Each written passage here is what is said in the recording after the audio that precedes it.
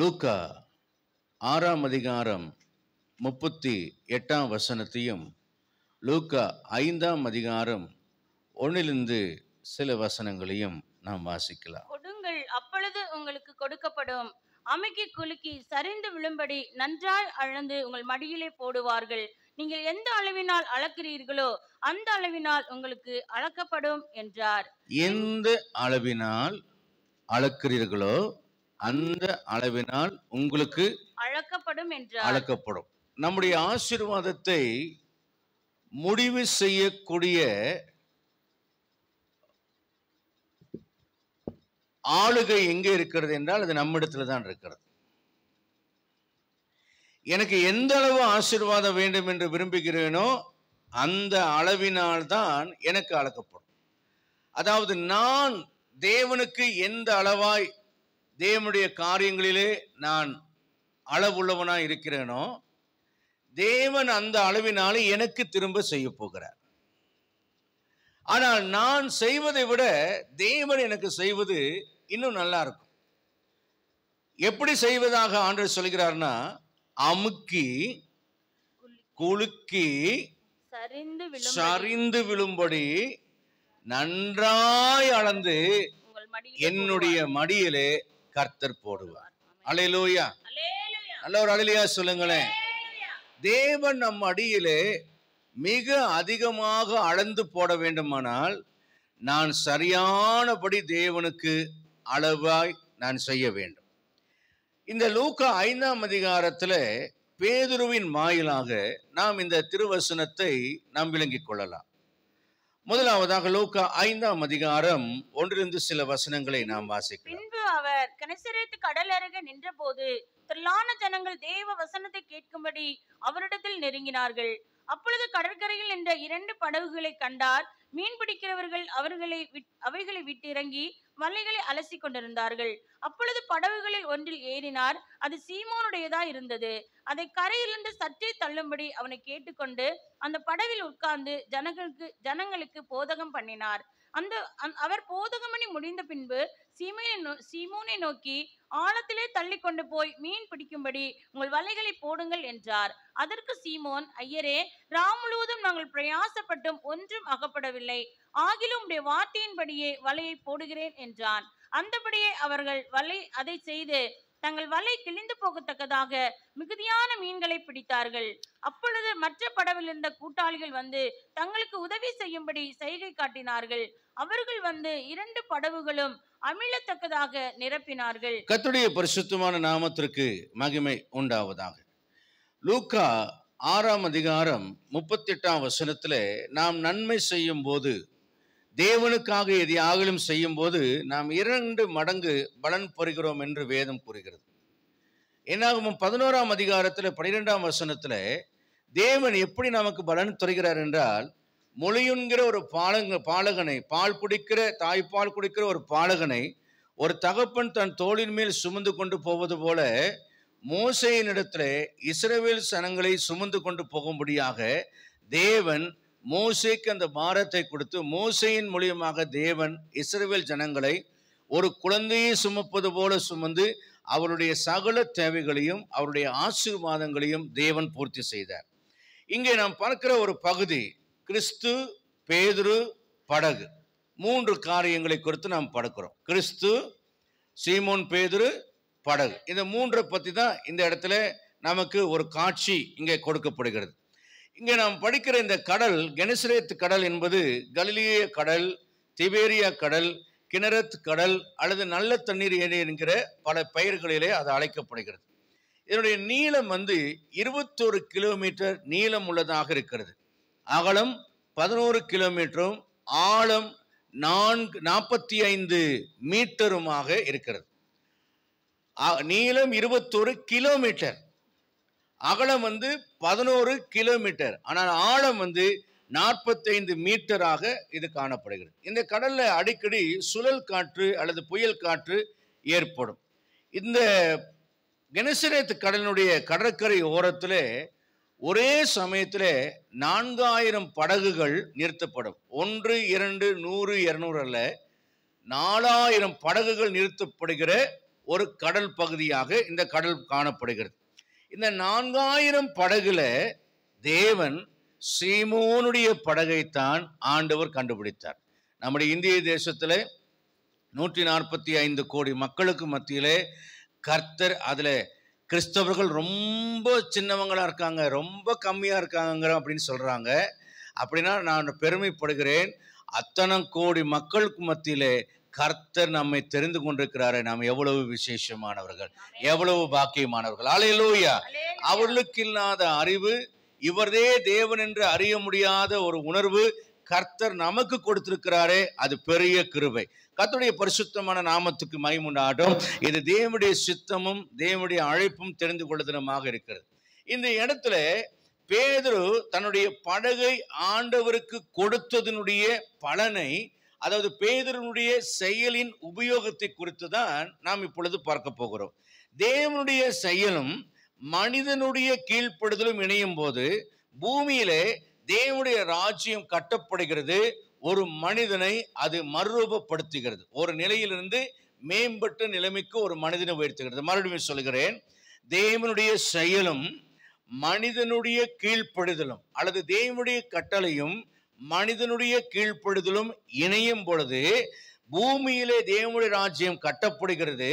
அந்த மனிதனுடைய வாழ்க்கை மேம்படுத்தப்படுகிறது அல்லது ஆசீர்வதிக்கப்படுகிறது அல்லது மறுரூபப்படுத்தப்படுகிறது. கர்த்தருடைய நாமத்துக்கு மகிமை உண்டாகட்டும். முதலாவது ஒரு காரியத்தை நான் உங்களுக்கு சொல்ல நான் விரும்புகிறேன். The boat could be used as a pulpit and man could become a disciple. அங்கே படகானது ஆண்டவருக்கு ஒரு புல்பிட்டாக பயன்படுத்தப்பட்டது. அந்த படகை கொடுத்த மனிதனை ஆண்டவருடைய சீஷனாக மாற்றினது. அல்லேலூயா சொல்லலாமா? இதுதான் தேவனுடைய கட்டளை அல்லது தேவனுடைய செயலும் மனிதனுடைய கீழ்ப்படுதலும் இணைந்த போது, தேவனுடைய செயலும் மனிதனுடைய கீழ்ப்படுதல் என்ன? தேவன் படகை கேட்டார், பேதுரு படகை கொடுத்தான். படகை கொடுத்ததனுடைய விளைவாக அந்த படகு புல்பிட்டாய் மாறினது. படகை கொடுத்த பேதுரு ஆண்டவருடைய உபதேசத்தை கேட்டு அவருக்கு சீஷனாய் மாறினான்.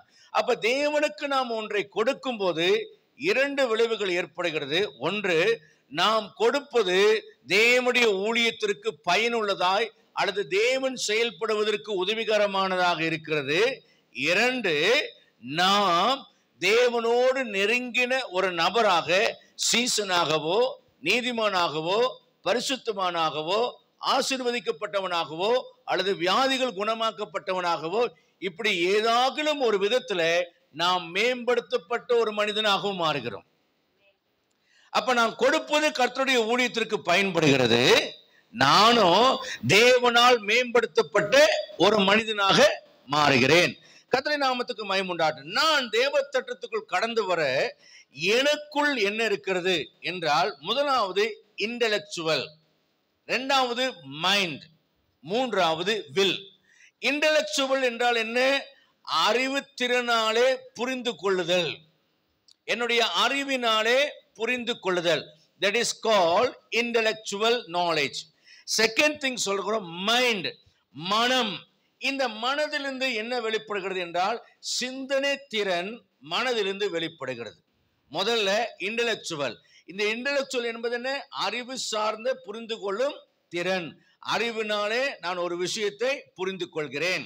2வது மைண்ட். இந்த மனமானது எதற்கு பயன்படுகிறது என்றால் சிந்திப்பதற்கு பயன்படுகிறது. 3வது என்றால் வில். இது 3ம் என்னிடத்துல தான் இருக்கிறது. நான் தேவனிடத்தில் கீழ்ப்படுவதற்கு இது 3 அவசியம். இந்த வில் என்பது என்னன்னா என்னுடைய சித்தம் அல்லது என்னுடைய விருப்பம். என்னுடைய சிந்தனை திறன், என்னுடைய அறிவு சார்ந்த புரிந்து கொள்ளும் திறன், இதை 3ஐயும் நான் ஒருங்கிணைத்து நான் தேவனுக்கு கீழ்ப்படியக்கூடிய கீழ்ப்படுதலை நான் பூரணப்படுத்த வேண்டும். நன்றாய் கவனிங்கள். இதுல முதல்ல வரக்கூடியது என்னன்னா அறிவு சார்ந்த புரிந்து கொள்ளும் திறன் மூலியமாக நாம் தேவனுடைய கட்டளையை புரிந்து கொள்ள வேண்டும். அது எனக்கு நன்மை உண்டாக, ஆசீர்வாதம் உண்டாக, நான் மேன்மை அடைய தேவன் எனக்கு கொடுத்த வார்த்தை என்பதை அறிவு சார்ந்த புரிந்து கொள்ளும் திறன் மூலியமாக நான் புரிந்து கொண்டு என் மனதிலே வைத்து அவைகளை சிந்திக்க வேண்டும். என்ன சிந்திக்க வேண்டும்? எப்படி மரியாள் தன்னை விட்டு எடுபடாத நல்ல பங்கை தெரிந்து கொண்டார். சங்கீதம் 1 சொல்லுகிறது போல இரவும் பகலுடைய வசனத்தில் தியானமாய்க்கிற மனுஷன். தியானம் என்றால் அந்த வசனத்தை சிந்தித்து சிந்தித்து சிந்தித்து இதற்கு எப்படி கீழ்ப்படிவது, எப்படியெல்லாம் கீழ்ப்படிவது, எப்படி இந்த கீழ்ப்படுதலை பூர்ணப்படுத்துவது என்பதை குறித்து சிந்திக்க வேண்டும். மரியாள் இடத்துல வந்து அங்கு தேவதூதன் சொன்ன போது இது எப்படியாகும் புருஷனை அறியேனே என்று அவள் சிந்தித்தாள்.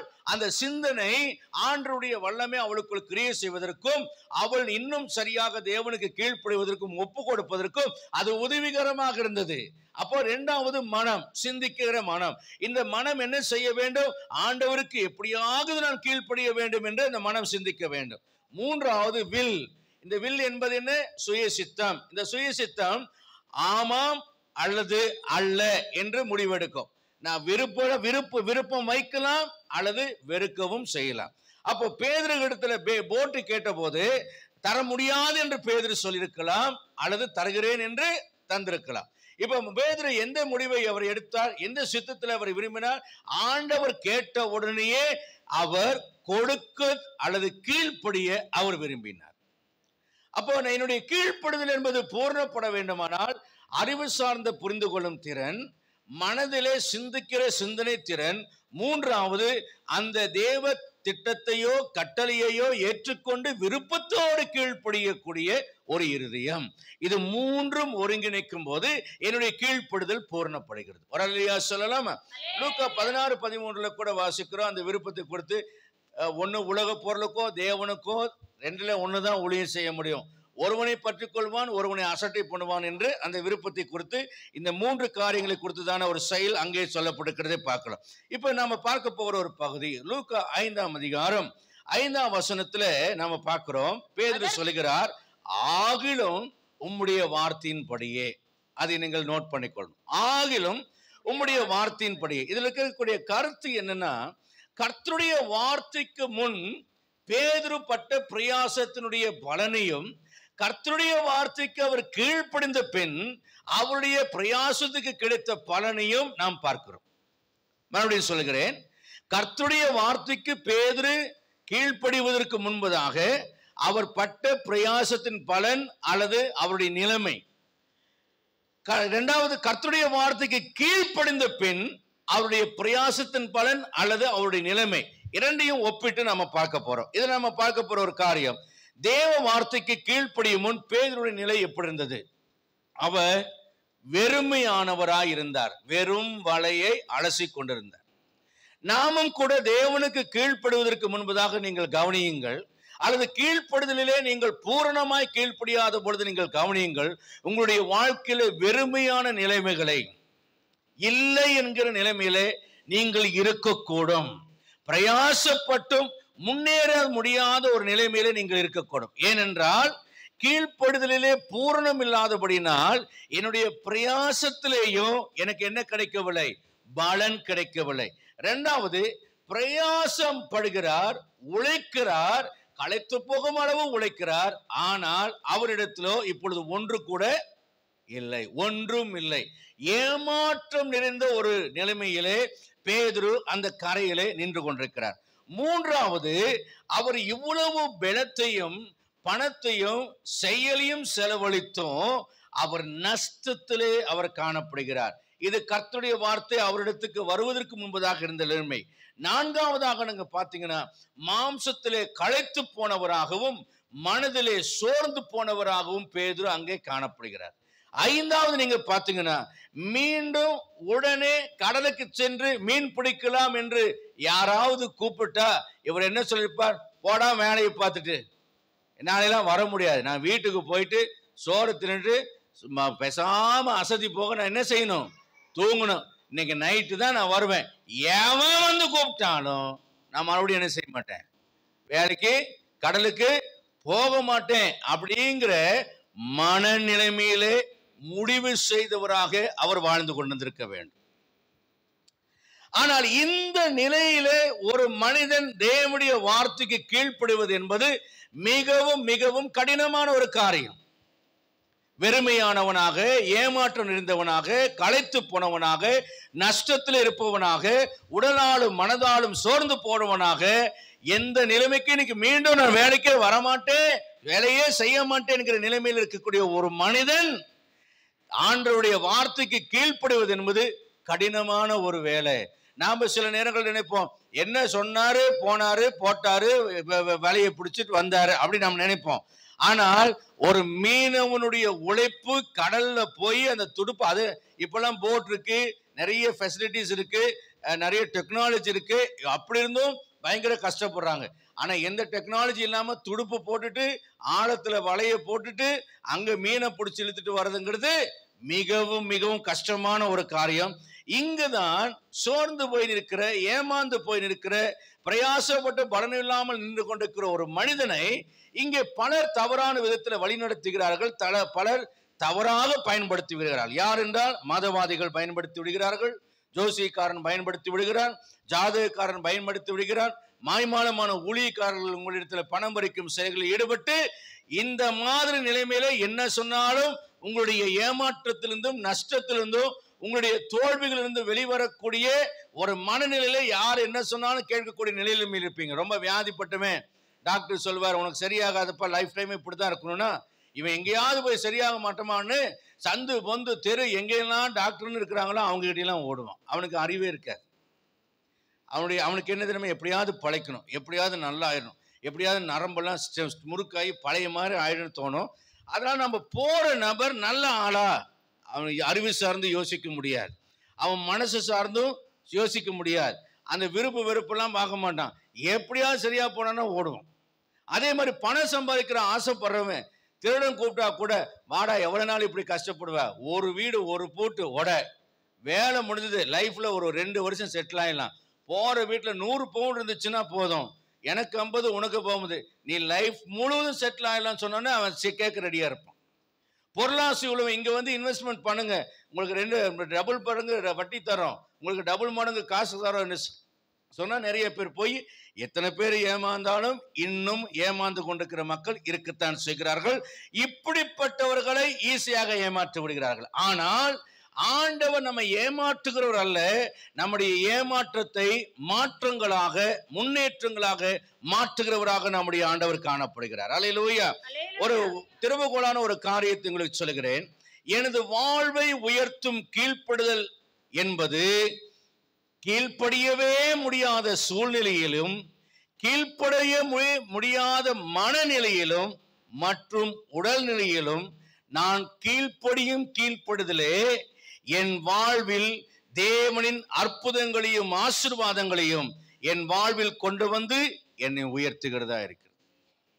மறுபடியும் சொல்கிறேன், எனது வாழ்வை உயர்த்தும் கீழ்ப்படுதல் என்பது இனிமேல் கீழ்ப்படியவே முடியாது என்கிற சூழ்நிலையிலையும் கீழ்ப்படிய முடியாத மனநிலையிலையும் உடல்நிலையிலையும், பேதுரு அப்படித்தான் இருந்தார், நான் கீழ்ப்படுகின்ற கீழ்ப்படுதலே என் தேவனின் அற்புதங்களையும் ஆசீர்வாதங்களையும் என் வாழ்வில் கொண்டு வந்து என்னை உயர்த்துகிறதாக காணப்படுகிறது. அல்லேலூயா. திரும்பவும் புரியலைன்னா யூடியூப்ல போய் கேட்டுங்க. உதாரணம் சொல்லுகிறேன், ஒரே மகன் ஈசாக்கு, அவனை பலி செலுத்து என்று சொல்லுகிறார். கீழ்ப்படியவே முடியாத ஒரு சூழ்நிலை, ஏன்னா அவர் ஒரே ஒரு மகன். கீழ்ப்படியவே முடியாத மனநிலை, ஐயோ மை ஒன்லி பிகாட்டன் சன், என்னுடைய பையன். அப்ப மனநிலை உடல்நிலை, 4 நாள் பிரயாணத்து 3 நாள் பிரயாண தூரத்துல போய் பலி செலுத்து, அல்லது 7 நாள் பிரயாணத்துல போய் பலி செலுத்தினா 1 மணி நேரத்திலேயே மனசு மாறும். இவ்வளவு நாள் பிரயாணத்துல போய் பலி செலுத்துறதுங்கிறதுக்கு சூழ்நிலைகள் மாறும். ஆனால் ஆபிரகாம் தேவனுக்கு கீழ்ப்படுதலே மன உறுதியாயிருந்தார். ஆகவே நீ இப்பொழுது கர்த்தருக்கு பயப்படு என்பதை நான் அறிந்து நான் உன்னை ஆசீர்வதிப்பேன் என்று கர்த்தர் ஆசீர்வதித்தார். கொஞ்சம் என்ன இருக்கிறது அந்த ஏழை விதவின் இடத்துல எலியாவை அங்கு அனுப்புகிறார். கீழ்ப்படியவே முடியாத ஒரு சூழ்நிலை, ஏனென்றால் இருப்பதே கொஞ்சம், அதுல ஒரு சிறிய அடை கிடைக்கும், அதுல அவனும் அவன் மகனும் அன்னைக்கு சாப்பிடுவாங்க, அப்புறம் அவங்களுக்கு கிடையாது, அப்புறம் பட்டினியா கிடந்து சக போறாங்க. அதைத்தான் அவன் சொல்றா, என் ஆண்டவனே கொஞ்சம் மாவும் கலசத்துல கொஞ்சம் எண்ணெயும் இல்லாமல் உமது அடியாள் இடத்துல வேறொன்றுமே இல்லை. கீழ்ப்படிய முடியாத சூழ்நிலை, கீழ்ப்படிய முடியாத மனநிலை.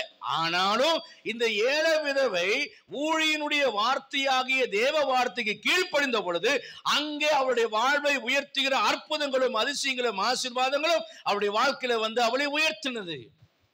நாகமான் குஷ்டரோகி சிறுபிள்ளையின் பேச்சை கேட்டு எலிசாவின் இடத்துல வருகிறான். எலிசா சொல்கிறான், அவன் பெரிய தளபதி, இவர் பெரிய தீர்க்கதரிசி. அப்ப அவன் எக்ஸ்பெக்டேஷன் என்ன, என்னை கூப்பிட்டு வரவேற்று பெரிய அது இதனெல்லாம் பண்ணி அந்த மேஜிக் அப்படிலாம் பண்ணி அவனை உட்கார வச்சு கௌரவம் எல்லாம் பண்ணி அவனுக்கு சவம் கொடுப்பான்னு நினைச்சான். அவர் வெளியவே வரல. போய் யோர்தான் 7 தடவை முங்கிட்டு போக சொல்லி சரியா போயிடுங்கிறாரு. அற்பமான ஒரு சின்ன காரியத்தை சொன்னார். இவரோ உயர்ந்தவர். அற்பமான காரியத்தை சொன்ன போது அவருக்கு கோபம் வந்தது. பார்ப்பராவையும் அப்பனையும் என் ஆட்டுல என் ஊர்ல எவ்வளவு பெரிய ஆறுகள், அதை விடவா இந்த யோர்தான் அப்படின்னு சொல்லிட்டு கோபத்தோடு போனான். கீழ்ப்படிய முடியாத சூழ்நிலை, கீழ்ப்படிய முடியாத மனநிலை. ஆனா சின்ன அற்பமான காரியம்தான். ஆனால் ஒரு புத்தியுள்ள வேலைக்காரன் தெளிவை உண்டாக்கின போது, அவன் கீழ்ப்படுந்த போது அங்கு அவனுடைய வாழ்க்கையில் அற்புதம் நடந்தது. சில நேரங்களிலே எவ்வளவோ பெரிய அறிவாளியாய் நீங்கள் இருந்தாலும், எவ்வளவு பெரிய மனிதராக இருந்தாலும், சின்ன காரியத்தை தேவன் செய்ய சொல்லும் போது அதற்கு கீழ்ப்படிவீர்களானால் அந்த கீழ்ப்படுதல் உங்களுடைய வாழ்க்கையிலே ஆகவே ஆகாது, முடியவே முடியாது என்கிற காரியங்களை எல்லாம் உங்களுடைய வாழ்க்கையிலே உயர்த்த வல்லமை உள்ளதாய் காணப்படுகிறது. தேவ வார்த்தைக்கு கீழ்ப்படியும்படி மரியாள் தன்னை கீழ்ப்படிய முடியாத சூழ்நிலை. அவள் கன்னிகை, புருஷன் அறியாமல் நீ கர்ப்பவதி ஆக வேண்டும் என்று சொல்லுகிறான் தேவதூதன். அதை ஏற்றுக்கொள்ள முடியாத ஒரு ஆலோசனை. ஆனால் கீழ்ப்படிய முடியாத சூழ்நிலை, கீழ்ப்படிய முடியாத மனநிலை, இவைகளுக்கு மத்தியில் தான் கர்த்தர் நமக்கு ஒரு கீழ்ப்படுதலை கொடுக்க முடியாத ஆணைகளை, கட்டளைகளை, வசனங்களை அவர் கொடுக்கிறார். அவருடைய திட்டங்களை நம்மிடத்தில் செயல்படுத்த விரும்புகிறார். இது மனித நியமத்தினால் ஏற்றுக்கொள்ள முடியாத, மனித ஞானத்தினால் ஒத்துக்கொள்ள முடியாததாகத்தான் இருக்கும். ஆனால் அவைகளுக்கு நாம் கீழ்ப்படியும் போது இன்றைக்கும் மரியாள் மகிமைப்படுத்தப்படுகிறார். உலக இரட்சகராம் இயேசுவை அவள் சுமந்து பெற்றவளாக இருந்தால், அவள் இருந்த காலத்திலேயே ஸ்திரீகள் அவளை ஆண்டவரை பார்த்து சொல்கிறார்கள், உம்மை சுமந்த கர்ப்பமும் நீர் பாலுண்ட மொழிகளும் பாக்கியம் உள்ளது என்று சொன்னார். இதை பெற்றுக் கொள்வதற்கு மரியாள் 31 ஆண்டுகள் அல்லது 32 ஆண்டுகள் காத்திருக்க வேண்டியதா இருந்தது. தன் உயிரையும் தன் மானத்தையும் அவள் பணையம் வைக்க வேண்டியதா இருந்தது. என் அன்புக்குரிய இந்த 4 டிஃபரண்ட் கேரக்டர், ஆபிரகாம், அந்த ஏழை விதவை, இந்த நாகமான், இந்த கன்னி மரியாள், 4 பேரும் சமூகத்தில் 4 விதமான வேறுபட்ட நிலைமைகளும் வேறுபட்ட சூழ்நிலைகள் இருந்தார்கள். ஆனால் அவருடைய மனமும் அவருடைய சூழ்நிலையும் தேவனுடைய வார்த்தைக்கு கீழ்ப்படிய கூடாதவைகளாகத்தான் இருந்தது. ஆனால் அதை உடைத்து அவர் கீழ்ப்படிந்த போது அவருடைய வாழ்க்கையிலே அற்புதங்கள் நடந்தது. இன்றைக்கும் கர்த்தர் உங்களை பார்த்து கீழ்ப்படிய கூடாத ஒரு சூழ்நிலையும், கீழ்ப்படியவே முடியாத ஒரு மனநிலையும் உடல்நிலையும் நீங்கள் காணப்படுகிற வழியில கர்த்தர் சொன்னால் அதுக்கு கீழ்ப்படிய நீங்கள் ஆயத்தமாக இருந்தால் உங்கள் வாழ்க்கையை உயர்த்துகிற அதிசயமான தேவ வல்லமை, அற்புதம் செய்ய வல்லமை உங்களை ஆசீர்வதிக்க வல்லதா இருக்கிறது. பேதனுடைய வாழ்க்கையில நாம் சில விஷயங்களை நாம் பார்க்கிறோம். 3 காரியங்களை நான் உங்களுக்கு சொல்ல நான் விரும்புகிறேன். முதலாவது, பேதனிடத்தில் நாம் கற்றுக்கொள்ள வேண்டும், அவர் படகை கொடுத்தார். Giving attitude. ஒரு மனிதன் வாழ்க்கையில உயர வேண்டுமானால் அவன் தேவனுக்கு கொடுக்கிறவனாய் முதலாவது காணப்பட வேண்டும். ஒன்னு இருதயத்தை கொடு, இல்லைன்னா பணத்தை கொடு, இல்லைன்னா எதையாவது ஒண்ணு கொடு, அப்படிங்கிறது தான் முக்கியம். பேதுரு தன்னுடைய படகை கொடுத்தார். 2வதாக பார்த்தீங்கன்னா ஆண்டவருக்கு சர்விங் பண்ணினார், மினிஸ்ட்ரி பண்ணினார். படகுல ஏறிக்கொண்டு கொஞ்சம் கரையிலிருந்து தள்ளி உள்ள தண்ணிக்குள்ள கொண்டு போன்னு சொன்னார். நல்லா கவனிங்க, கீழ்ப்படியக்கூடியாத உடல்நிலையில் அவர் காணப்படுறார். ஏன்? ராத்திரியெல்லாம் வலைய போட்டு ஒண்ணுமே கிடைக்கல, படகு துடுப்பு போட்டு 2 சோல்டரும் பிஞ்சு போற மாதிரி வலிக்கும், களைச்சு போயிருப்பாரு. களைத்து போனவரை பார்த்து ஆண்டவர் சொல்றாரு, எனக்கு கொஞ்சம் வேலை செய்யுங்கிறார். செய்ய முடியுமா? ஆண்டவர் யாரு? அவர் ஆண்டவருன்னு தெரியாது, அவர் சொந்தக்காரருங்கிறது கிடையாது, அறிமுகமானவரும் கிடையாது, எங்கேயோ இருக்கிற ஒரு தச்சன், அவ்வளவுதான். ஒரு கார்பெண்டர் ஒரு ஆசாரி என் படகுல ஏறிட்டு, ஏப்பா கொஞ்சம் தள்ளி விடுஞ்சோன்னா உனக்கு படகு கொடுத்ததே பெருசு, இதுல வேற தள்ளுன்னு வேற சொல்ற அப்படின்னு தான் சொல்லியிருக்கணும். ஆனால் அவர் நெகோசியேட் பண்ணல, அவர் சர்விங் பண்ணினார், மினிஸ்ட்ரி பண்ணினார். ஆண்டவருக்கு ஊழியம் செய்வதற்கு உங்களை ஒப்பு கொடுக்க வேண்டும். முதலாவதாக அவர் கொடுத்தார். எதை?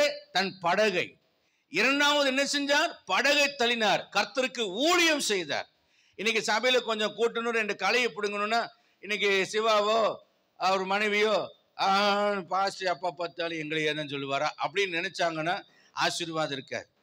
எப்ப பார்த்தாலும் சிவாவும் ரெபேக்காவும் இருக்கும்போது நாம ஏன் செய்யணும்னு நீங்க நினைச்சாலும் அதுவும் ஆண்டருக்கு அடுக்காது. ஏன்னா அவங்க மட்டும் சபையில விசுவாசிகள், நீங்கள் ஒவ்வொருவரும் விசுவாசிகள்.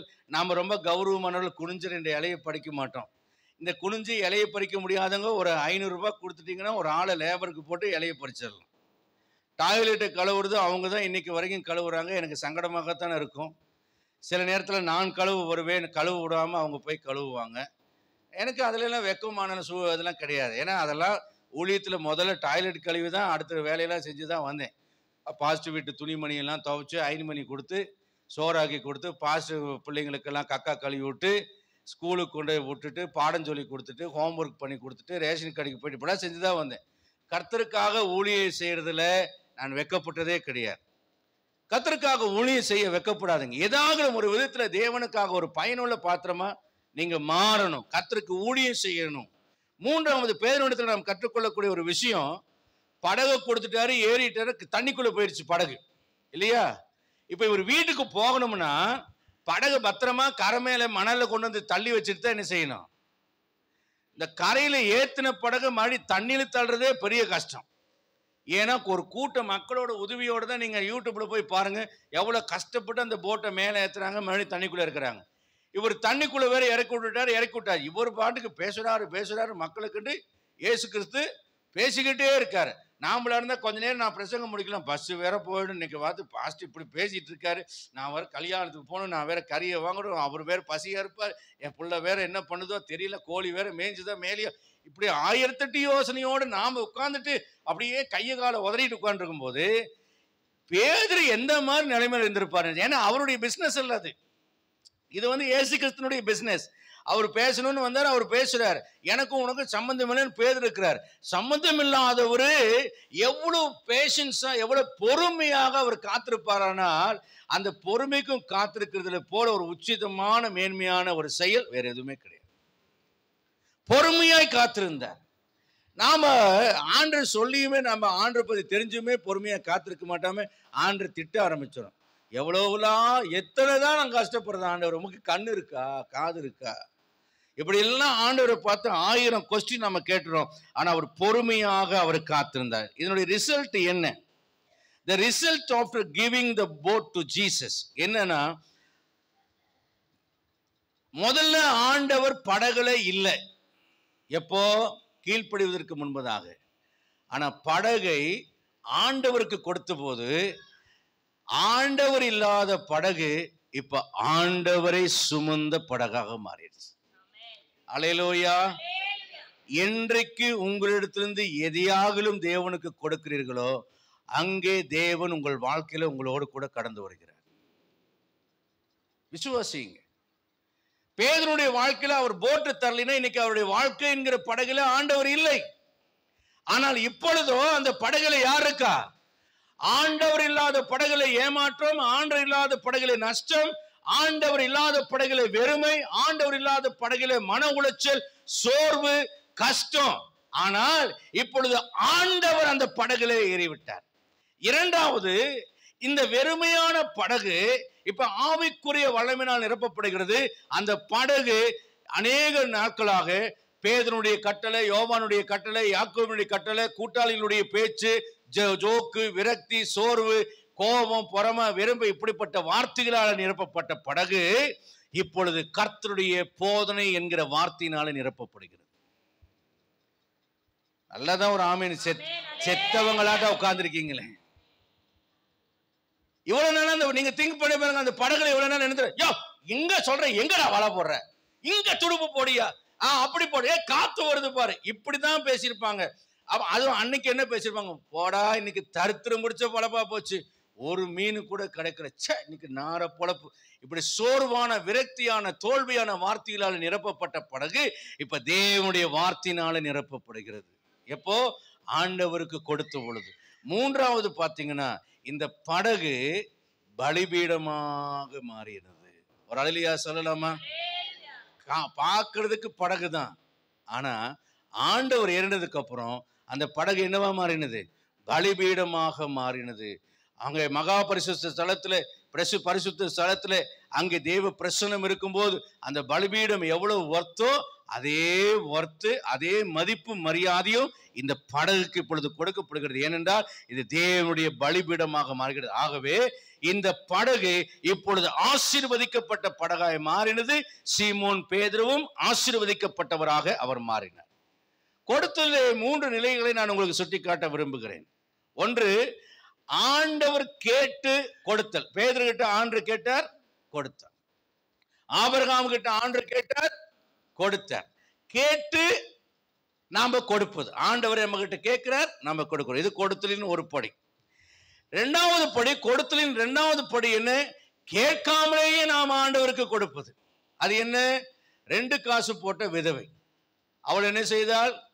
ஆண்டவர் கேட்டாரா? உன் ஜீவனத்துக்குள்ளதான் போட்டு விடு, அந்த கொஞ்சம் எண்ணெய் இருக்கிற விதவை கிட்ட கேட்ட மாதிரி கேட்டாரா? அவர் கேட்கவில்லை. என்ன செய்கிறார்கள் என்று காணிக்கைப்பட்டியல பார்த்துட்டு இருந்தார். கேட்காமலேயே தன் ஜீவனுக்குண்டான 2 காசை அந்த காணிக்கைப்பட்டியல அவள் போட்டாள். கேட்காமலேயே தேவனுக்கு கொடுப்பது. ஒரு அல்லேலூயா சொல்லுங்க பார்க்கலாம்.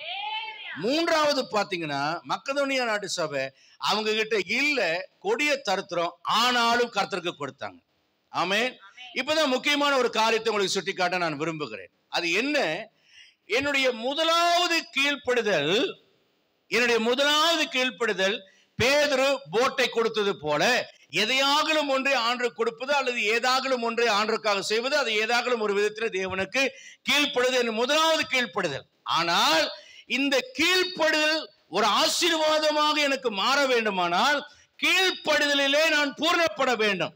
கீழ்ப்படுதலிலே எப்படி பூர்ணப்படுவது என்பதை நம்ம பேரிட்டு பார்க்கிறோம். முதலாவது கீழ்ப்படுதல், பேதுருவை பார்த்து ஆண்டவர் சொன்னார், படகை தா உள்ளே தள்ளு என்று சொன்னார். படகை தந்து உள்ளே தள்ளினான். இப்பொழுது 2வது கீழ்ப்படுதல் என்ன?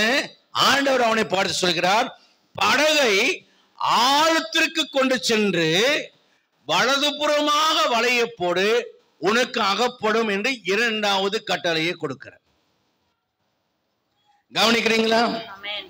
முதலாவது படகை கொடு என்றால் தன் தேவைக்கு அந்த படகை பயன்படுத்தி கொண்டார்.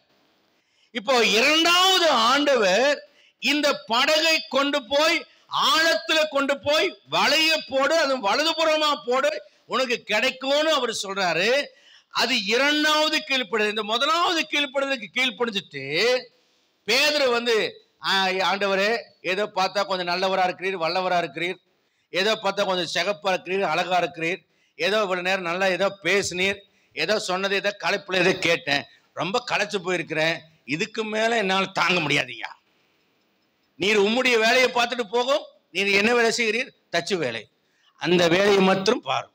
இந்த கடலையே பிறந்து வளர்ந்து மீன் குஞ்சு எப்படி நீந்துகிறதோ அதே மாதிரி நான் பொழைச்சுவேன். எனக்கு சொல்ற வேலையே எனக்கு என்ன செய்யும்? 17 வயசுலேருந்து 55 வயசு வரைக்கும் இப்போ ஊழியம் செய்யறேன். எனக்கு எல்லாம் தெரியும். நீ இப்ப நடுவில் வந்தால் உமது வேலையை பார்த்துட்டு போய்விடும் அப்படின்னு சொல்லியிருக்கலாமா? அப்படி சொல்லியிருந்தா இந்த பேதுரும் சீன்ல இருந்திருக்க மாட்டார். இன்னைக்கு அவரை பத்தியும் நம்ம பேசிட்டு இருக்க மாட்டோம். அவர் அப்போஸ்தலராகவும் மாறி இருக்க மாட்டார். ஆனால் இந்த கீழ்ப்படுதலிலே பேதுரு பூர்ணம் அடைந்தார். அதுதான் 2ஆம் கீழ்ப்படுதல். முதலாம் கீழ்ப்படுதல் நான் நல்லவனாக இருக்கலாம், ஆனால் 2ஆம் கீழ்ப்படுதலினால் தான் நான் ஆசீர்வதிக்கப்பட்டவனாக மாறுகிறேன். முதலாவது கீழ்ப்படுதல் நான் நல்ல ஒரு மனிதன், தேவனுக்கு உதவி செஞ்ச ஒரு நல்ல மனிதன் என்று பெயர் பெறலாம், ஆனால் நான் ஆசீர்வாதம் பெற முடியாது. நிறைய பேர் என்ன நினைக்கிறாங்க? ஆண்டு கொண்டு கொடுத்து விட்டால், காசு கொடுத்து விட்டால், தசமபாகம் கொடுத்து விட்டால், காணிக்கை போட்டு விட்டால் நான் ஆசீர்வதிக்கப்பட்டு விடுவேன் நினைக்கிறார்கள். நிச்சயமாக இல்லை என்பது என்னுடைய உண்மையான கூற்று. எப்பா அடுத்த மாசம் கட் பண்ணிட மாட்டேன் தசமபாகத்தை. யோசிக்கிறீர்களா? தசமபாகம் கொடுப்பதும் காணிக்கை கொடுப்பதும் அது முதலாவது கீழ்ப்படுதல். 2ஆவது கீழ்ப்படுதல் என்ன? நீ ஆழத்துல தள்ளி கொண்டு போய் உன் வலையை போடு. அப்படின்னா என்ன? தேவ ஆலோசனையின் படியாக உன்னுடைய பிரயாசத்தை, உன்னுடைய வேலையை, உன்னுடைய பிசினஸை நீ செய் என்று அர்த்தம். நான் தசமபாகம் கொடுத்துட்டு இந்த மாசம் 1000 ரூபாய் கொடுத்துட்டு அடுத்த மாசம் ஆண்டு எனக்கு 10,000 ரூபாய் கொடுத்து ஆகணுங்கிற அந்த பிசினஸ் கணக்கீடு எல்லாம் இங்க கிடையாது. இப்படி ஒரு பிசினஸ் ட்ரிக்கையெல்லாம் ஆண்டவர் நமக்கு சொல்லித் தரல. 2ஆம் கீழ்ப்படுதல் என்ன? அங்கதான் நம்ம ரொம்ப கவனமாய் கவனிக்கணும். நான் சொல்லுகிறபடி நீ உழைத்து நீ ஆசீர்வதிக்கப்படுவாயாக என்று சொல்கிறார். கொடுத்ததனுடைய பலனை நீ அடைவாய். நாம என்ன நினைக்கிறோம்? ஊழியர்கள் என்ன பிரசங்கம் பண்ணுகிறாங்க? கொடுத்துட்டியா நீ ஆசீர்வதிக்கப்படுவ. கொடுத்துட்டு டாஸ்மார்க்ல போய் தண்ணி அடிச்சிட்டு இருப்பான், அவன் ஆசீர்வதிக்கப்படுவானா? சொல்லுங்க. கொடுத்துட்டு அக்கிரம அநியாயம் செஞ்சுட்டு இருப்பான், அவன் ஆசீர்வதிக்கப்படுவானா? கொடுக்கிறாய், நல்லது. ஆனா கொடுத்ததுக்கு அப்புறம் தேவன் சொல்லுகிறபடிதான் நீ உன்னுடைய வேலையை உன்னுடைய வாழ்க்கையை நடத்துகிறாயா என்பது மிகவும் முக்கியமான ஒரு காரியமாக இருக்கிறது. நீங்கள் ஏமாந்து போகக்கூடாது. கர்த்தருடைய பரிசுத்தமான நாமத்துக்கு மகிமை உண்டாகட்டும். யாரும் இதில் அக்கறை கொள்வதில்லை. கொடுத்தலுக்கு பின் கீழ்ப்படுதல், இதை குறித்து யாரும் அக்கறை கொள்வதில்லை. இங்குதான் தோல்வியும் ஆசீர்வாத குறைபாடும் ஒரு மனிதனுக்கு ஏற்படுகிறது. கொடுத்தலுக்கு பின் ஒரு விசுவாசம் இருக்கிறது, கொடுத்தலுக்கு பின் ஒரு கீழ்ப்படுதல் இருக்கிறது, கொடுத்தலுக்கு பின் பிரயாசப்பட்டு உழைக்க வேண்டிய ஒரு உழைப்பு இருக்கிறது. என்னங்க? கொடுத்தலுக்கு பின் ஒரு விசுவாசம் இருக்கிறது, கொடுத்தலுக்கு பின் ஒரு கீழ்ப்படுதல் இருக்கிறது, கொடுத்தலுக்கு பின் பிரயாசப்பட்டு உழைக்க வேண்டிய ஒரு உழைப்பு இருக்கிறது என்பதை நாம் மறந்து விடக்கூடாது. அது என்ன? படகை கொடுத்த பேதுருவுக்கு தேவன் இரண்டாவது கட்டளை கொடுத்தார். ஆழத்தில் தள்ளி கொண்டு போய் வலைகளை போடுங்கள், அப்பொழுது உங்களுக்கு அகப்படும். நீ கொடுத்ததனுடைய பலனை அடைய வேண்டுமானால் இரண்டாவது கீழ்ப்படுதலை கீழ்ப்படி, உனக்கு அந்த ரிவார்டு கிடைக்கும் ஆண்டவர் சொல்றார். லூக்கா 5ஆம் அதிகாரம் 5ஆம் வசனத்துல இப்ப பேதுரு சொல்லுகிறான், ஐயரே என்று ஆண்டவரை அழைக்கிறார். அந்த ஒரு வார்த்தை நமக்கு சொல்லுகிற ஒரு அறிவுரை அல்லது ஆலோசனை அல்லது ஒரு தெளிவுரை என்னவென்றால், இந்த ஐயரே என்ற வார்த்தைக்கு கிரேக்க பதத்துல எபிஸ்டேட்ஸ் என்று பெயர். எபிஸ்டேட்ஸ் என்றால் சூப்பர்டெண்டன்ட் என்ற அர்த்தம். இந்த சூப்பர்டெண்டன்ட் என்பது என்ன குறிக்கிறது? ஒன் ஹூ ஹேஸ் அத்தாரிட்டி, ஒரு வல்லமை உடைய ஒருவரை, அதிகாரம் படைத்த ஒருவரை என்று சொல்லுகிறது. இந்த பேதுரு எதற்கு அதிகாரம் படைத்தவர் என்று இயேசு கிறிஸ்துவை சொன்னார் என்றால், அங்கே இருக்கக்கூடிய கெனசரேத்து கடலுக்கும் அந்த கெனசரேத்து கடலில் இருக்கக்கூடிய மீன்களுக்கும் அதிகாரியா இருக்கிறவரே என்று சொன்னார். அல்லேலூயா சொல்லலாமா? உற்சாகமா சொல்லலாமா?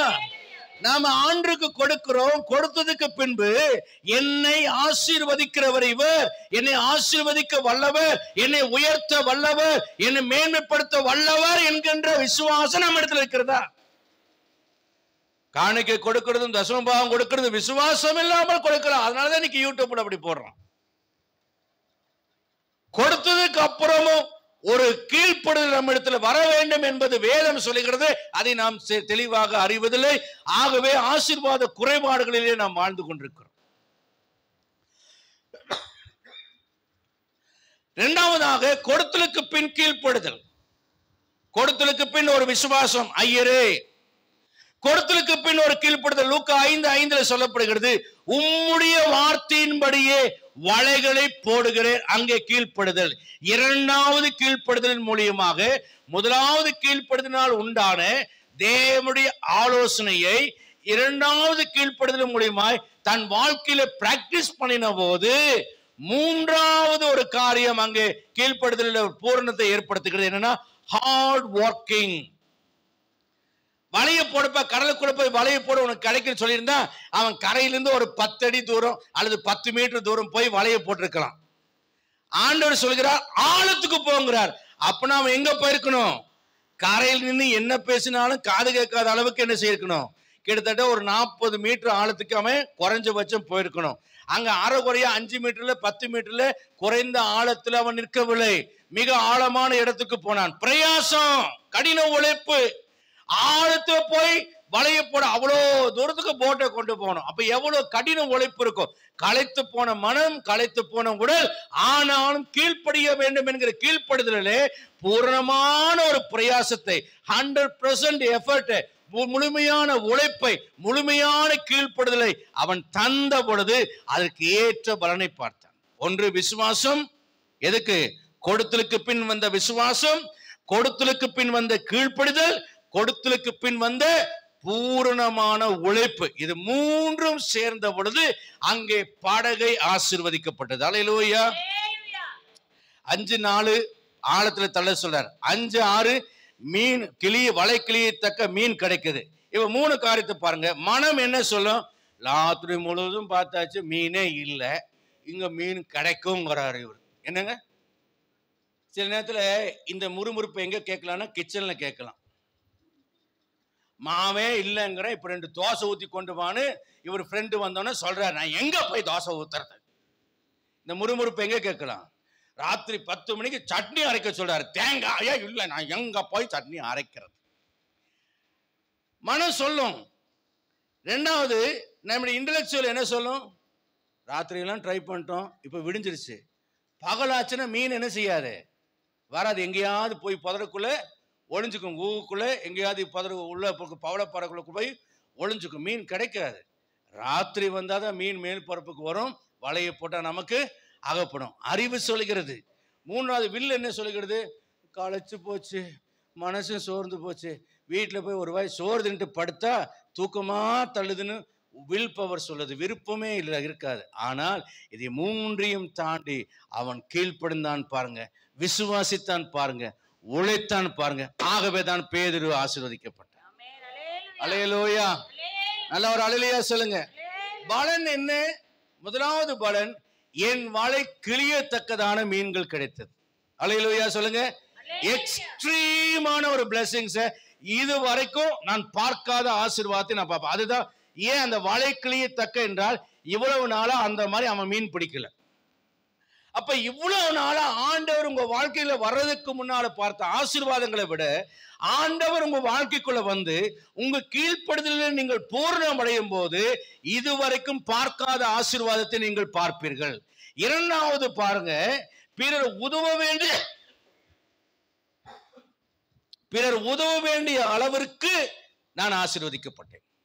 அல்லேலூயா. எப்படி?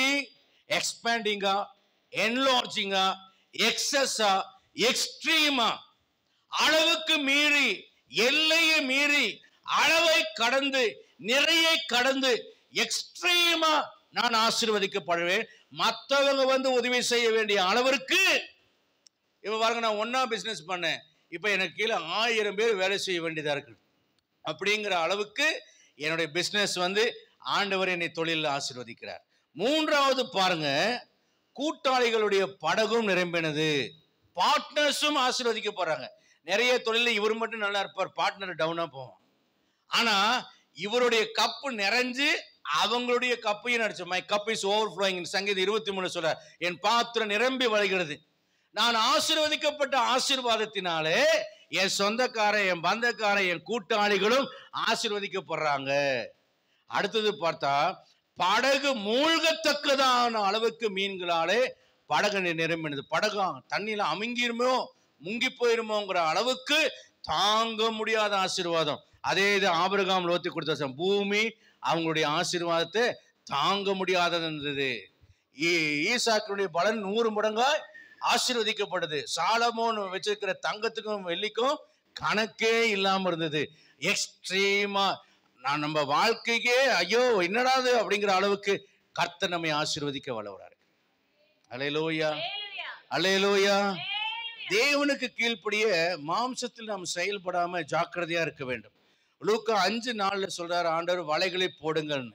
ஆனா லூக்கா 5:5 சொல்றான், ராத்திரி முழுதும் பார்த்தோம், ஒரு மீன் கூட கிடைக்கல, ஆனாலும் நீங்க சொல்றீங்களேங்கிறதுக்காக போறேன்.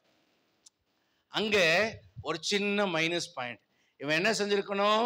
ராத்திரியெல்லாம் பிரயாசப்பட்டோங்கிறதுலாம் ஆண்டுக்கு தெரியாதா?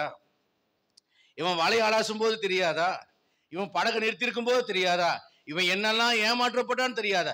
சில பேர் வந்து ஜெபம் பண்றேன்ட்டு, ஆண்டவரே அவன் என்னை எப்படி திட்டினான் என்பது நீங்க பார்த்துட்டு தானே ஆண்டவரே இருந்தீங்க. என்னைய முட்டாளேன்னு திட்டி விட்டான் ஆண்டவரே. நான் எப்படியெல்லாம் அழுதேன்னு தெரியுமா ஆண்டவரே?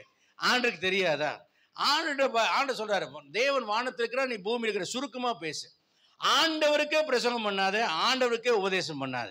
அப்ப இவன் சொல்றான், இதை சொல்லிட்டு சொல்றான், வேற வழியில நீங்க சொல்லிட்டீங்க, என்ன பண்றது போறேன். ஏன் வலை கிளியிற மாதிரி ஆச்சு தெரியுமா? வலை கிழிஞ்சுனா என்ன நடக்கும்? ஒரு மீன் கூட உள்ள இருக்காது. வலை கிழிஞ்சிருச்சு, அதான் உண்மை. அவங்க மீனே தங்காது. ஆனா ஏன் வலை கிழியணும் அப்படின்னா, அந்த கீழ்ப்படியும் போது ஒரு சின்ன சொணக்கு இருக்க. டே ஏபி, போய் கொஞ்சம் தண்ணி எடுத்துட்டு வாடா. தண்ணியா? என்னப்பா இப்ப சொல்ற அப்படின்ட்டு இப்படி நெளிச்சிட்டு படுத்துட்டு போய் எடுத்துட்டு வாடான்னா, சரி போறேன் இரு அப்படின்னு போயிட்டு எடுத்துட்டு அந்த அந்த ஒரு சொணக்கம் இருக்கும் பாருங்க. ஆண்டுகிட்ட நம்ம கிட்ட ஆண்டு சொல்லும் போது ஒரு சொணங்கிட்டு அப்புறம் போய் ஆண்டுக்கு செய்யறோம் பாருங்க, அப்பதான் ஆசீர்வாதத்தை பார்க்கிறோம். ஆனாலும் அதுல ஒரு பிரச்சனை வருது. நாளைக்கு நேரம் ஒரு படி மரக்கால் கோதுமை ஒரு சேக்கலுக்கு, 2 படி வார்கோதுமைமா ஒரு சேக்கலுக்கு விற்கப்படணும் அந்த எலிசா சொன்னோன்னே அந்த ராஜாவுடைய பிரதானி சொல்றான், ஆமா வானத்துல மதகு திறந்தாலும் வந்து உழுகுமா, பெருசா சொல்லிட்டான் அப்படின்னு. அப்ப எலிசா சொல்ற, கண்ணுல பாப்ப சாப்பிட மாட்டேன். நிறைய பேருடைய வாழ்க்கையில இந்த அவிசுவாசம் அல்லது இந்த முறுமுறுப்பு தான் ஆசீர்வாதத்தை அனுபவிக்க தடை. இஸ்ரவேல் சொன்னாங்க இந்த வனாந்தர செத்து போனா தேவையில்லை, இப்படி கொண்டு வந்து எங்களை கொண்டு அல்லா காட்டு விடுறியே அப்படிங்கும் போது ஆண்டவர் சொல்றாரு, கொள்ளையாமல் நீ சொன்ன பிள்ளைங்க எல்லாம் போயிடுவாங்க, ஆனா நீ போக மாட்டேன் அப்படின்னு சொல்றாரு. அதே போல இவங்க சாவுறாங்க, பிள்ளைங்க பாலும் தேனும் ஓடுகிற தேசத்துக்கு போறாங்க. வாக்குத்தத்தத்தை பெற்றவர்கள், அற்புதத்தை கண்டவர்கள், செங்கடலை கடந்தவர்கள், யோர்தானை தாண்டினவர்கள் ஏன் கானானுக்குள்ளே போகவில்லை? அவருடைய விசுவாசத்திலே அல்லது கீழ்ப்படுதலிலே ஏற்பட்ட அரைகுறை அனுபவம். எகிப்திலிருந்து புறப்படும் போது கீழ்ப்படுதலோடு வந்து விட்டார்கள், ஆனால் வனாந்தரத்திலே கீழ்ப்படியவில்லை. என்னுடைய கீழ்ப்படுதலிலே பூர்ணம் வர வேண்டும். சபைக்குள்ளே வருவதற்கு கீழ்ப்படுதலோடு இவரே இயேசு கிறிஸ்து என்று கீழ்ப்படிந்து ஞானஸ்நானம் என்று பரிசுத்தாவின் அபிஷேகம் என்று சபையில் அங்கத்தினர் ஆகிவிட்டீர்கள். சபைக்குள்ள வந்ததுக்கு அப்புறம் தேவனுடைய உபதேச வசனங்களுக்கு கீழ்ப்படியாவிட்டால் அன்பானவர்களே, நாம் ஆசீர்வாதத்தின் பூரணத்தை நாம் அடைய முடியாது. அல்லேலூயா. கர்த்தருடைய பரிசுத்தமான நாமத்திற்கு மகிமை உண்டாவதாக. தேவனுக்கு கீழ்ப்படிய நம் மாம்சத்தில் செயல்படாம நாம் மிக கவனமாக நாம் காணப்பட வேண்டும். யோபு 42:2 சொல்லுகிறது, அந்த வசனத்தை வாசிக்கலாம். தேவரீர் சகலத்தையும் செய்ய வல்லவர், நீ செய்ய நினைத்தது தடைபடாது என்பதை அறிந்திருக்கிறேன். ஏசாயா 43:13 நான் செய்ய போகிறதை தடை செய்கிறவன் யார் என்று கர்த்தர் கேட்கிறார். அல்லேலூயா, அல்லேலூயா. அப்ப பேதுருவிடத்தில் காணப்பட்ட காரியங்கள் என்ன? நான் வேகமாக சொல்லி கடந்து போகிறேன். அவர் கொடுக்கிற பேதுருவாக இருந்தார். ஆமென். தேவனுக்கு ஊழியம் செய்கிற பேதுருவாக இருந்தார். மூன்றாவது, தேவனுடைய வார்த்தைக்கு செவி கொடுக்கிற பேதுருவாக அவர் காணப்பட்டார். நான்காவதாக, தேவனுடைய வார்த்தைக்கு அல்லது கட்டளைக்கு கீழ்ப்படுகிற பேதுருவாக இருந்தார். ஐந்தாவதாக, முழுவதுமாக தன்னை ஆண்டவருக்கு ஒப்பு கொடுத்த அல்லது அர்ப்பணித்த பேதுருவாக காணப்பட்டார். அல்லேலூயா. என் அன்புக்குரிய அருமையான கர்த்தருடைய பிள்ளைகளே, இன்றைக்கு புரிந்து கொள்ள வேண்டிய விஷயம் என்னன்னா, என்னுடைய முதலாம் கீழ்ப்படுதல் சிறப்பாக இருந்தால் பத்தாது, என்னுடைய இரண்டாம் கீழ்ப்படுதல் சிறப்பானதா இருந்தால் மாத்திரம்தான் என்னுடைய வாழ்க்கையில் நாம் பூர்ணம் அடைய வேண்டும். நான் முழுக்க ஞான ஸ்நானம் எடுத்து விட்டேன், நகையெல்லாம் கழட்டி விட்டேன், வெண்ணிற ஆடையில தான் இருக்கிறேன், எல்லாம் ரொம்ப சந்தோஷம். உள்ளம் இல்லையா? இல்லையே. நகையை கழட்டி விட்டீர்கள், ரொம்ப சந்தோஷம். நல்லா கவனி ரவிக், பெருமையை கழட்டவில்லையே. அல்லேலூயா. நல்ல ஒரு அல்லேலூயா சொல்லுங்க. தாழ்மையா இருக்கிறதற்கு அடையாளமாக ரப்பர் செருப்புல தான் இருக்கிறீர்கள், ஆனால் கூப்பிட்டால் காது கேட்காது போல மேட்டுமையாக போகிறீர்கள். அல்லேலூயா. நல்ல ஒரு அல்லேலூயா சொல்லுங்க. பெந்தேகோஸ்தே விசுவாசி என்று சொல்லுகிறீர்கள், ஆனா ஆலயத்தில் வந்து முழுக்க தூங்கிட்டே ஒன்றரை கண்ணில் பிரசங்கம் கேட்கிறீர்கள். நல்ல ஒரு அல்லேலூயா சொல்லுங்க. பாருங்க, இந்த அநியாயத்தை எங்க போய் சொல்ல? என் அன்புக்குரியவர்களே, நாம் பேருக்கு கிறிஸ்தவர்களாக அல்ல, நாம் இந்த சீமோனை போல பேதுருவை போல நாம் ஆரம்பமே பேதுருடைய என்ட்ரியே பார்த்தீங்கன்னா எக்ஸலண்ட். அவருடைய என்ட்ரியே ஒரு பெரிய சிறப்பான, அதனால தான் முதல்ல ஆண்டவர் அவரை தேடி வந்தார். அவர் ஊழியத்திலேயே முதல்ல யாரை தேடினார்? முழுமையா எவன் ஒருத்தர் என்னை நேசிச்சு கீழ்ப்படிவான். அதான் யோவான்ல கேட்கிறார். யோவானை கூட பார்த்து கேட்கல, ஆனா பேதுருக்கார், என்னை நேசிக்கிறாயா, என்னை நேசிக்கிறாய், என்னை நேசிக்கிறாயா, பிரதான அப்போஸ்தலனாய் மாற்றினார். என் அன்புக்குரியவர்களே, நான் எங்க பாஸ்டர்னா இப்படிலாம் மாற முடியும்? நான் இப்படின்னு இருக்கிறேன், நான் வீட்டுக்கு போனா அப்படின்னு ஆயிரேன். பால் புளிச்சு போச்சுன்னா தயிரா மாறும். பால் 1/2 லிட்டர் என்ன விலை? பால் வாங்குறீங்களா சொல்லுமா, எவ்வளோம்மா விலை? 24 ரூபா. தயிர் 1 லிட்டர் என்ன விலை? அப்போ பால் கெட்டு போகும்போது தான் இன்னும் மதிப்பு ஜாஸ்தி, 10 ரூபாய் விலை கூடுது. சரி, தயிர் கெட்டு போச்சு, பன்னீர் என்ன விலைமா? 90. பன்னீர் தயிர் கெட்டு போச்சுன்னா பன்னீர் அதனுடைய விலை 90. அப்போ இந்த பால் கெட்டு போக விலை ஜாஸ்தி ஆகுது. உங்களை கேவலப்படுத்திக் கொள்ளாதீங்க. ஒரு தவறு நீங்க செய்வீங்க, வசனத்தை கேட்டு உணர்த்தப்படுவீங்க, ரிஃபைண்ட் ஆகி இன்னும் குவாலிட்டியா மாறுவீங்க. மறுபடியும் உங்க வாழ்க்கையில் ஒரு தவறு வரும், விழுந்திருக்கலாம், தவறி போயிருக்கலாம். உங்க மனசாட்சி நீ எல்லாம் ஒரு ஆளான்னு கேட்டிருக்கோம். பிசாசு சொல்லுவான், பைபிளே படிக்காத, ஜெபத்துக்கே போகாத, அதுலேயும் முன்னால் போய் உட்காந்துடாத. நீங்களும் முன்னால் உட்காந்தீங்கன்னா பாஸ்ட்டுக்கு பிரசங்கமே வராமல் போயிடும் அப்படின்னுலாம் உங்கள் மனசாட்சி சொல்லும். பிசாசு பேசுவான். நீங்கள் சொல்லுங்க, ஆண்டவரே, பாவியாக என் மேல் கிருபையாரோ, என்னை இன்னும் சுத்தமனும் உமக்காக எடுத்து பயன்படுத்தும். மறுதலித்துவனத்தான 3000 பேரை ஒரே பிரசங்கத்தில் தைரியமாக பேசி ரட்சிக்க வைத்தார். நாம் எப்போ பார்த்தாலும் மறுதலித்துவேங்கிறோம். அவன் 3000 பேர் ரட்சித்தான். 3000 பேர் ஒரு பிரசங்கத்தில் ரட்சித்தான்னு யாராவது சொல்கிறாங்களா? உலகம் என்னைக்கும் குறை தான் சொல்லும். ஆனால் ஆண்டவர் என்னைக்கும் உங்களை உயர்த்தி சொல்லுவார். ஒரு அலையிலையா சொல்லுங்க. சோர்ந்து போகாதீங்க, உங்களை பலப்படுத்துகிறவர் உங்கள் அருகில் இருக்கிறார். பலவீனனும் தன்னை பலவான் என்று சொல்லுங்க. போன வாரம் சொன்னேன், காரிய சித்தியோ கர்த்தரால் வரும். அந்த காரிய சித்தி தேவனால் நிறைவேறுவதற்கு நம்முடைய கீழ்ப்படுதலிலே நாம் பூர்ணம் அடைய வேண்டும். முழங்கால் படிட்டு சொல்லு.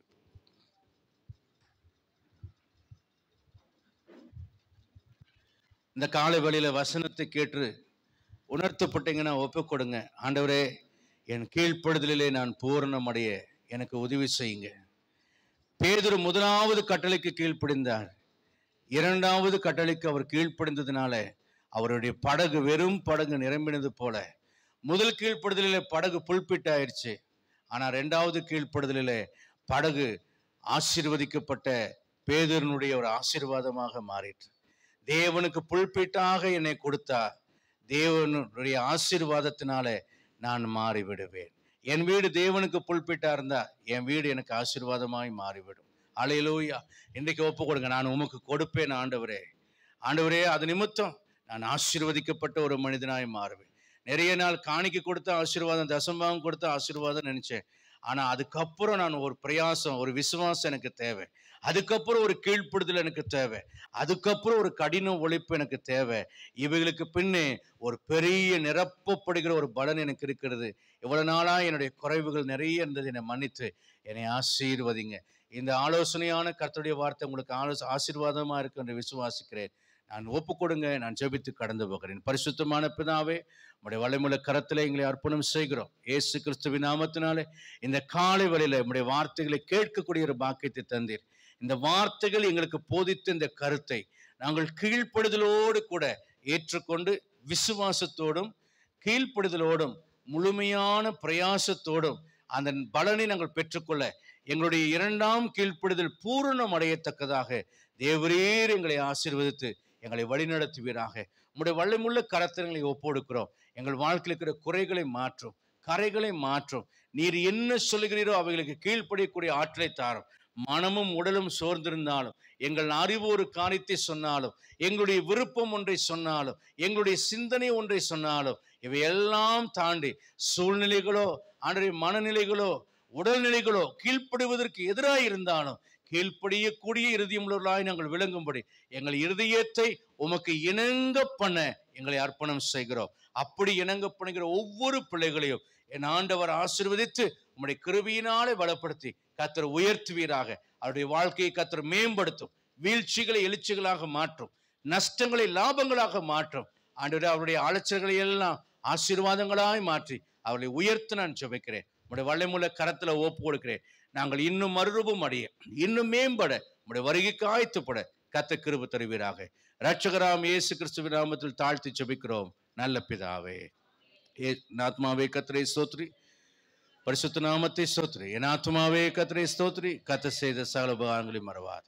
ஆமென். நம்முடைய கர்த்தராக இயேசு கிறிஸ்துவின் கிருபையும் பிதாவாகிய தேவனுடைய அன்பும் பரிசுத்த ஆவியின் அன்யோன்யமும் ஆசீர்வாதம் சந்தோஷமா நம் அனைவரோடும் உலகமெங்கு நடக்கிற சகல பரிசுத்தவான்களும் இன்றும் மீண்டும் கர்த்தர் திரும்ப ஒரு முன்பு இருப்பதாக. லேலூயா, லேலூயா. God bless you all. கர்த்தர் உங்களை ஆசீர்வதிப்பாராக.